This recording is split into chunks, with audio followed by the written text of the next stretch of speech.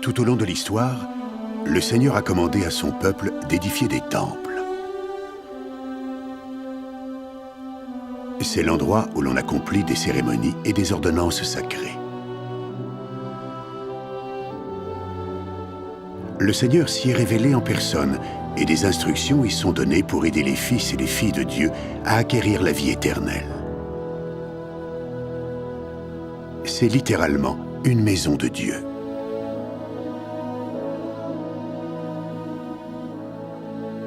À l'époque de Jésus-Christ, le temple d'Hérode à Jérusalem était le centre de la vie et de l'enseignement religieux des Juifs. 1000 ans avant le Sauveur, le temple de Salomon était le joyau suprême de l'âge d'or d'Israël. Mais ce temple avait été construit suivant le modèle d'un autre temple. En remontant encore jusqu'à l'époque de Moïse, nous voyons les enfants d'Israël utiliser un temple transportable dans le désert, le tabernacle. Le tabernacle, comme les temples qui l'ont suivi, était l'endroit où les enfants d'Israël apprenaient comment parvenir à la vie éternelle. Visitons le tabernacle et voyons ce que nous pouvons apprendre. Cette porte dans le mur est est la seule entrée et conduite au parvis extérieur. Ce parvis pourrait représenter le monde céleste dans lequel nous vivons. Sur le parvis extérieur et devant la tente d'assignation se trouve l'autel des holocaustes et la cuve. Sur l'autel des holocaustes, on brûlait les offrandes symbolisant le Sauveur et le grand et dernier sacrifice expiatoire. À cet autel, les Israélites, fidèles, faisaient des offrandes qui représentaient l'abandon de leurs péchés pour suivre le Sauveur. Par leur vie et leur obéissance, ils se prépareraient à recevoir le Saint-Esprit, symbolisé par le feu de l'autel. Faite d'airain, la cuve contenait de l'eau. Il était demandé aux prêtres qui officiaient de s'y laver avant d'entrer dans la tente d'assignation. La cuve représente la nécessité de se purifier l'âme du péché. Malgré ses utilisations diverses, la cuve nous rappelle les fonts baptismaux utilisés aujourd'hui dans les temples.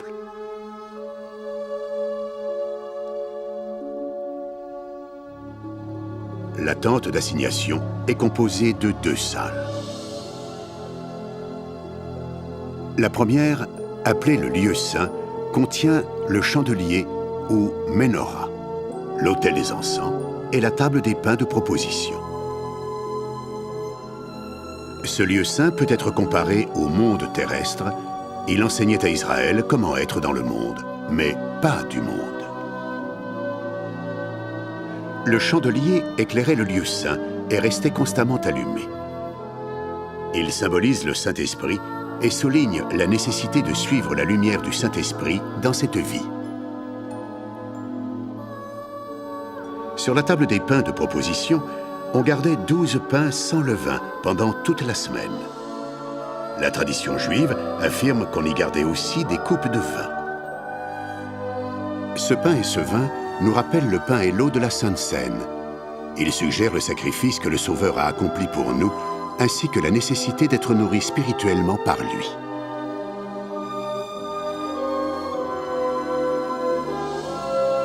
L'autel des encens se trouve devant l'entrée du lieu très saint.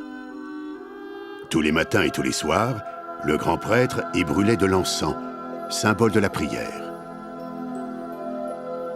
De même que la fumée s'élevait de l'autel devant le voile tous les matins et tous les soirs, de même, il était demandé à Israël de faire monter régulièrement ses prières vers le Seigneur. La position de l'autel devant le lieu très saint montre également l'importance de la prière pour se préparer à entrer dans la présence du Seigneur. Le voile de lin sépare le lieu saint du lieu très saint. Ce voile a des broderies pourpres, bleues et cramoisies, représentant des chérubins ou anges de Dieu.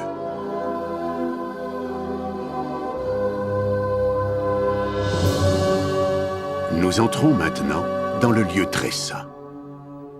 Il représentait notre but suprême de vivre dans la présence du Seigneur dans le monde céleste. Le grand prêtre pénétrait dans cette salle une fois par an, le jour de l'expiation. Au centre se trouve l'Arche de l'Alliance, l'objet le plus sacré du tabernacle. Elle contient d'autres objets sacrés, dont les tables de la loi données à Moïse sur le mont Sinaï.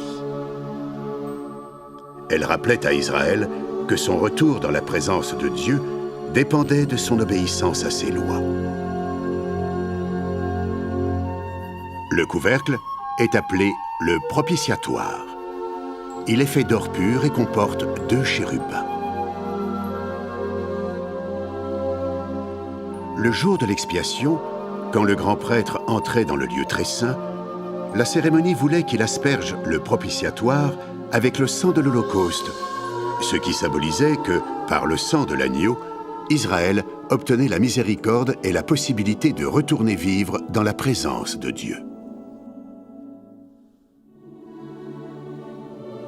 Le tabernacle et ses accessoires montraient à Israël le chemin qui nous ramène à notre Père céleste. Le tabernacle peut nous sembler étrange aujourd'hui, mais ce qu'il nous apprend est encore précieux. Le parvis extérieur représente le passage de ce monde au Sauveur. Le lieu saint représente le fait de vivre selon l'Esprit dans ce monde déchu. Le lieu très saint et l'Arche de l'Alliance nous rappellent que, par l'obéissance aux alliances du Seigneur, nous pouvons rentrer dans la présence de notre Père céleste.